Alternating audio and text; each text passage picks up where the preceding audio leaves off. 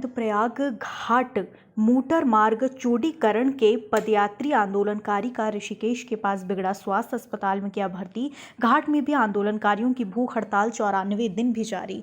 नंदप्रयाग घाट सड़क 1.5 लेन चौड़ीकरण की घोषणा पर शासनादेश और पूर्व में जारी डिफेक्ट कटिंग के टेंडरों को रद्द करवाने की मांग को लेकर बीते 8 दिनों से घाट से देहरादून की पदयात्रा में शामिल पदयात्री हर्षवर्धन देवराड़ी 26 साल की 200 किलोमीटर की पैदल दूरी तय कर ऋषिकेश के पास नीरगड्डू पहुंचने पर अचानक तबीयत गई थी, जिसके बाद पदयात्रा में शामिल अन्य सदस्यों के द्वारा 108 एम्बुलेंस को फोन कर एम्बुलेंस के जरिए पदयात्री को संयुक्त अस्पताल ऋषिकेश पहुंचाया था।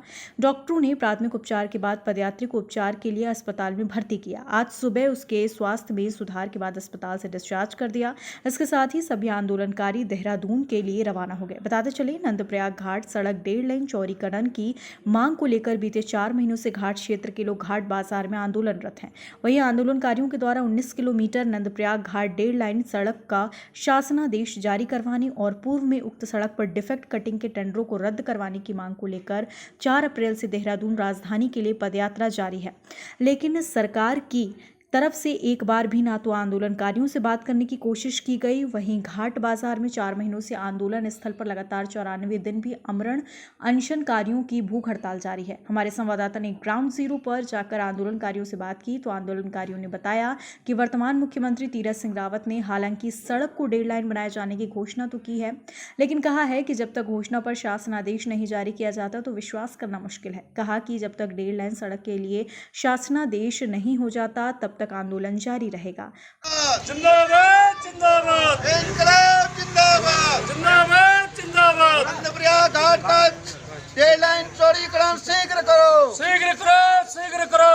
नंदप्रयाग घाट मोटर मार्ग का 1.5 लाइन निर्माण कार्य शीघ्र करो शीघ्र करो शीघ्र करो।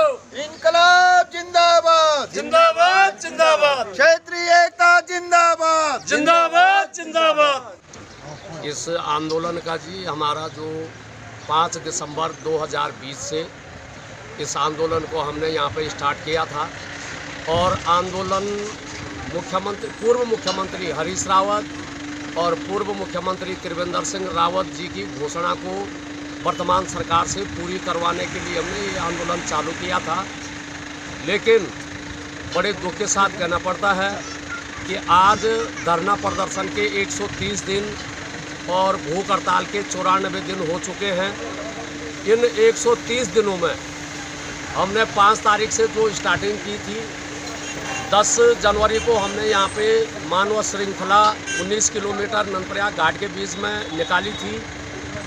उसके बाद जो है आगे चल कर के फिर 26 जनवरी को यहाँ पे हमने तिरंगा यात्रा निकाली और उसके बाद 1 मार्च को विधानसभा घेराव भराड़ीसैंण में हमने किया, जिसमें उत्तराखंड सरकार के द्वारा हमारे आंदोलनकारी माता बहनों व नौजवानों पे पहले पानी की बौछार, उसके बाद लाठीचार्ज और लास्ट में पुलिस ने जो है पथराव भी किया।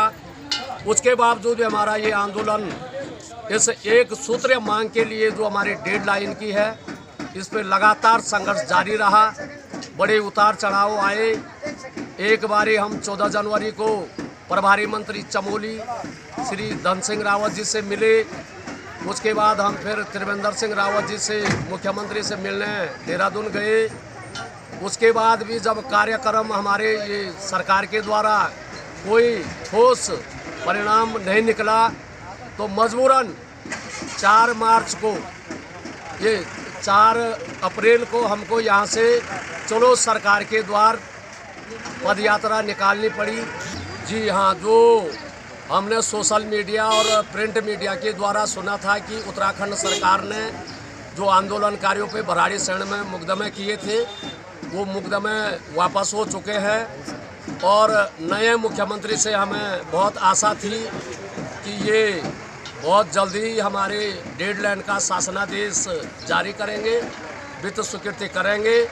लेकिन बावजूद इसके भी कुछ नहीं कर पाए। वो केवल विधायक निधि से लिपा पोती वाला एक बजट। आप जो भूख हड़ताल बैठे कितने दिन से बैठे हैं? मैं सुरेंद्र सिंह बिष्ट, पूर्व क्षेत्र पंचायत संगठन अध्यक्ष विकासखंड घाट। आज 6वें दिवस 6वां दिवस में हड़ताल हो गया है। 6 दिन से मैं यहाँ पे बैठा हूँ और हमारे जो आंदोलन का जो 130वां दिवस चल रहा है और भूख हड़ताल का 94वां दिवस चल रहा है। साथ ही हमारे आंदोलनकारी साथी डेरा चलो सरकार के द्वार देहरादून पहुँच रहे हैं और सरकार के द्वारा कोई ठोस पहल हमको नहीं नजर आ रही है, क्योंकि घोषणाओं पे घोषणा हो रही है और सोशल मीडिया के माध्यम से सुनने में आया कि माननीय तीरथ सिंह रावत जी ने फिर घोषणा की है, जब तक हमें लिखित रूप में शासनादेश नहीं मिल जाता है तब तक हमारी ये भूख हड़ताल जारी रहेगी। बहुत दबा दो। आज मैं हिमालय न्यूज़ के लिए घाट बाजार में हूँ। घाट बाजार में जो ये आंदोलनकारी पिछले 4 महीनों से यहाँ पे आंदोलन में बैठे हैं, एकमात्र इनकी मांग है कि नंदप्रयाग से घाट जो 19 किलोमीटर की सड़क है उसको डेड लाइन बनाई जाए, क्योंकि वो सड़क बहुत संकरी और लगातार उसमें दुर्घटनाएं होती रहती हैं। इसलिए यहाँ के क्षेत्रवासी जो हैं लगातार 4 महीनों से शासन से ये मांग कर रहे हैं कि नंदप्रयाग से जो 19 किलोमीटर की जो सड़क है उसको डेड लाइन बनाया जाए। हालांकि शासन से भी इनकी कई बार वार्ता हुई, लेकिन कोई उनको उचित आश्वासन नहीं दिया गया। आज भी जो पदयात्री हैं 4 अप्रैल से लगातार पदयात्रा करते हुए वो ऋषिकेश पहुंच चुके हैं और कल जो सूचना ऋषिकेश से आई थी कि ऋषिकेश में वहां पे एक जो आंदोलनकारी हैं हर्षवर्धन देवराड़ी, मात्र 26 वर्ष के आयु के हैं, उनका स्वास्थ्य वहां पे खराब हो गया था। आंदोलनकारियों ने तब 108 के जरिए उनको ऋषिकेश के संयुक्त अस्पताल में भर्ती कराया था, जिनको आज सुबह उपचार के बाद वहाँ से डिस्चार्ज कर दिया गया और वहाँ से पदयात्री फिर देहरादून राजधानी के लिए कूच कर गए हैं। तो आंदोलनकारी यहाँ पे जो लगातार बैठे हैं और यहाँ पे 94 दिन से जो भूख हड़ताल पे भी यहाँ पे आंदोलनकारी बैठे हैं लगातार, तो हम उन्हीं से भी बातचीत करेंगे आंदोलनकारियों से।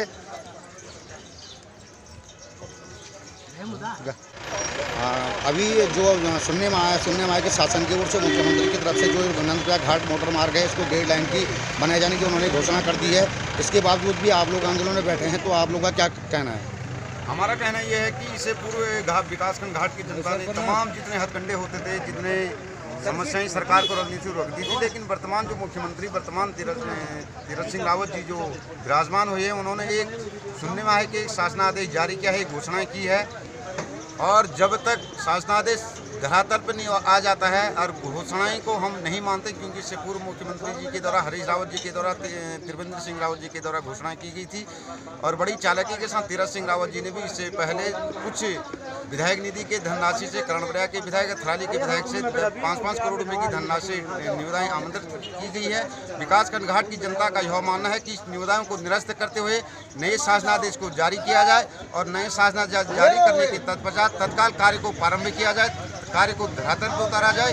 यदि ये कार्य प्रारंभ नहीं किया जाता तो ये धरना हम लोगों के द्वारा यथावत जारी रहेगा और तब तक रहेगा जब तक आचार संहिता लागू नहीं हो जाती है। और हम इस धरने को जारी रखेंगे, हमें चाहे कितने भी जान की कुर्बानियाँ देने पड़े, हम इस सड़क के बाने हमारी माताएं ने बहनें लाठियाँ पानी की बौछार से हमारी जो माता बहनों का अपमान किया गया, इस अपमान को सहने को हम तैयार नहीं हैं और सरकार जब तक इसको धरातल पर नहीं उतारते, कार्य को प्रारंभ नहीं करते, तब तक इस आंदोलन ये पदयात्राएं जारी रहेगी। चाहे वो देहरादून हो सके ये दिल्ली प्रधानमंत्री कार्यालय तक इस जो पदयात्रा है उसका कार्यक्रम हो सकता है। यदि उत्तराखंड सरकार के द्वारा उचित ठोस निर्णय नहीं दिया जा सकता है तो हम इस पदयात्रा को शायद दिल्ली सरकार तक पहुंचाने को तैयार रहेंगे, जो हमारे प्रदेश में देश में जो प्रधानमंत्री कार्यालय है। खबर भारतवर्ष के लिए चमोली उत्तराखंड से वीरेंद्र रावत के साथ सुरेंद्र धनोत्रा की रिपोर्ट।